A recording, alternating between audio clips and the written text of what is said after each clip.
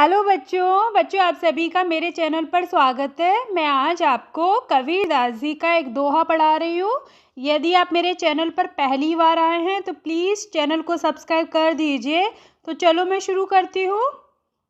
माटी कहे कुम्हार से तू क्या रौंदे मोए, एक दिन ऐसा आएगा मैं रो दूंगी तोए। सबसे पहले मैं आपको शब्दार्थ बता देती हूँ। देखिए, माटी का मतलब होता है मिट्टी, और कुम्हार कौन होता है? जो मिट्टी के बर्तन बनाता है, मिट्टी के बर्तन बनाने वाला। रौंदे का मतलब होता है रौंदना या कुचलना, और तोए का मतलब होता है तुझे। तो देखो बच्चों, इस दोहे में दो बातें बताई गई है। एक तो ये बताया गया है कि जो मनुष्य का, जो हम लोग हैं, हमारा शरीर नश्वर है, क्योंकि वह एक दिन नष्ट हो जाएगा। जिसने भी जन्म लिया है उसकी मृत्यु निश्चित है, सभी को एक दिन मरना ही है। ठीक है। और एक चीज़ और बताइए इसमें, कि जो समय होता है ना, वो बहुत बलवान होता है।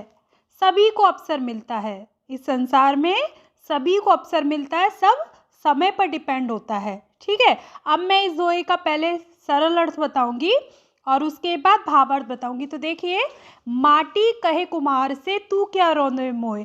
इस दोहे में कबीरदास जी ने मिट्टी और कुम्हार दोनों की बातचीत का वर्णन किया है। ठीक है। तो माटी यानी मिट्टी, कहे यानी कहती है कुम्हार से। क्या कहती है?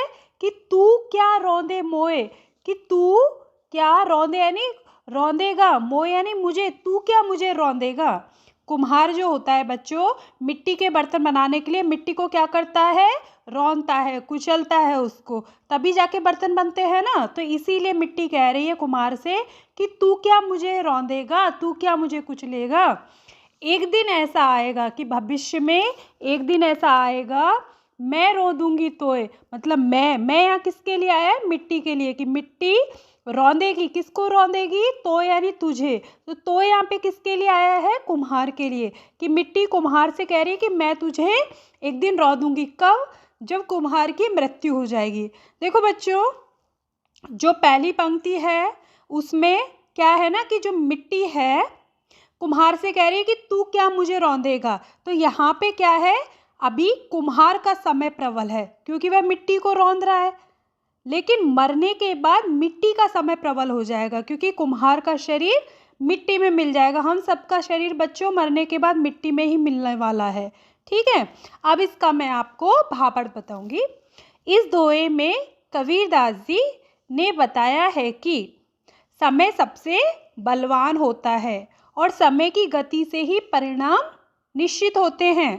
कबीरदास जी मिट्टी और कुम्हार की काल्पनिक बातचीत का वर्णन करते हुए कहते हैं कि जैसे कुम्हार मिट्टी को रौंदता है, उसे मनचाहा आकार देता है, उसी प्रकार एक दिन यह अवसर मिट्टी को भी मिलेगा, जब जीवन के पश्चात कुम्हार का शरीर मिट्टी में मिल जाएगा।